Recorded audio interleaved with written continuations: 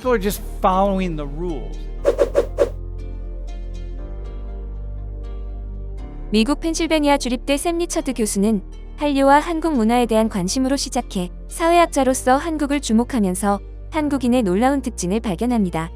지난 시간에는 전 세계 학생들의 경험을 토대로 한국이 유난히 범죄율이 낮은 이유에 대해 토론 방식의 수업을 진행했는데요. 오늘 진행하는 수업 2부에서는 지난 10월 한국을 방문한 리처드 교수 부부가 한국에서 경험한 놀라운 이야기를 나눕니다. 안전하고 놀랍도록 낮은 범죄율을 물론 총기를 소지하지 않는다는 것. 게다가 사회 전반에 형성되어 있는 배려하는 문화에 대해서도 더욱 놀랍니다. 특히 그는 한국에서 화장실에 갔다가 지금까지 경험한 적 없는 충격을 받는데요. 그리고 자신이 한국에서 느낀 것을 학생들과 공유하기 위해 수업을 진행합니다. So here, these are gun deaths in 2019. Okay, in Korea there were 10. So Korea is a country of 53 million more or less. So we multiply in U.S. is 330 million people. So you got to multiply, 53 or 54 million, whatever, by 6 in order to get to the population in the United States. Okay, so that means if Korea had the same number of people as the United States, there would be about 60 gun deaths in Korea every year. Okay? 60 gun deaths? Got it? Which, I don't know how you think about that. Is that a lot? Is it not a lot? But it would be 60. If Korea was like the United States, in the size of the United States, and had guns in the way the U.S. does, there would be 60 gun deaths. Or, hang on. If Korea was like Korea is, with the same policies and same guns, etc., but there were 330 million people like the U.S., there would be 60 gun deaths. In the United States, can you go to the next slide? It's 60 every 12 hours.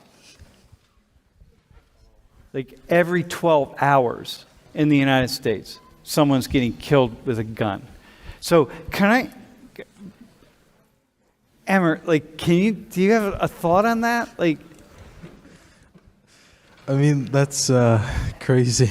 60 people are dying every 12 hours. Shin, can you respond as a Korean to that? Like 60 versus 60 every 12 hours? Is that surprising to you? A little bit. I don't know, but I would say because Korea, the gun is illegal in Korea. So Yeah. I mean, people have guns. yeah, they have gun. Yeah, it's still shock. Yeah, 60 people. So when you came to the U.S., did people say, hey, be careful and watch out, you're going to get shot? Like when my friends come from Afghanistan and Iraq and other war areas, Colombia, all sorts of places, everybody's warning them, they're thinking they're going to get killed in the U.S., right? These are places where, these are serious places where war's going on, and people are like, oh, don't go to the United States, you're going to get killed. So I'm wondering, did people say that to you coming here? Yeah, when I first came here, back in my hometown, my friends said, oh, shit, I'm so worried about you because America has guns, and what about gun shooting happen at your school, high school? And so I got a little scared first time I came here, but do you feel like that for in general? Do you feel like people are really following the rules? Sometimes. There are people that speed or we usually don't stop at stop signs or these things. Yeah. But yeah, these are the things. No, but I asked that because in Seoul, one of the things that I experienced in Seoul was nobody jaywalks. There could be nobody in sight, and I didn't see a single person jaywalk except me, right, and my wife. There's nobody in sight anywhere. There's not a car, there's no person, and then you see someone just standing at this crosswalk for, 2 minutes, because, maybe it's this one intersection the lights are really long, So you're waiting 2 minutes and then it finally changes and they go and there's nobody around. So the next time Lori and I got to the same spot, there's nobody around and we're like, we're not waiting for 2 minutes, and we jaywalked. And we're like, oh my God, here we are. The ugly Americans are committing a crime. But there's no one even, people are just following the rules. It's like what we call in the world of sociology, there's like a communitarian-oriented, did I talk about this in class? I'm not sure. A communitarian-oriented moral order, like right and wrong, is what's really important for the community on one hand. And then on the other hand, down here at this other end, it's like an individualist-oriented moral order. What's best for the individual? Is the communitarian oriented moral order says, hey, what's important is important for everybody else around me, and so I'm just going to watch and make sure that I follow what everybody else is doing. So if nobody else is jaywalking, I'm not going to be the one that jaywalks. If everybody else is wearing a mask, I'm definitely going to have my mask on, which is, for me, like right now, it's really strange to be here not having a mask, because I spent 2 weeks in Korea wearing a mask all the time, even outdoors, where 98% of the people, even on a windy day, are still wearing a mask, and even though they don't have to. The rule is, hey, you don't have to wear a mask, but everybody does anyway, because everybody is thinking about what other people are thinking about, right? Am I right, Shin? It's like you're thinking in Ijun for sure, but you're thinking about, okay, but I'm thinking about what everybody else is thinking, and I don't want to be the one that doesn't wear the mask. And so for me, it was an issue because there were people who knew who I was, and I didn't want to get like a photograph without having a mask on. Like, I want to have good nunchi. You know what I mean? Yeah, that's right. That's right. Yeah, I don't want to get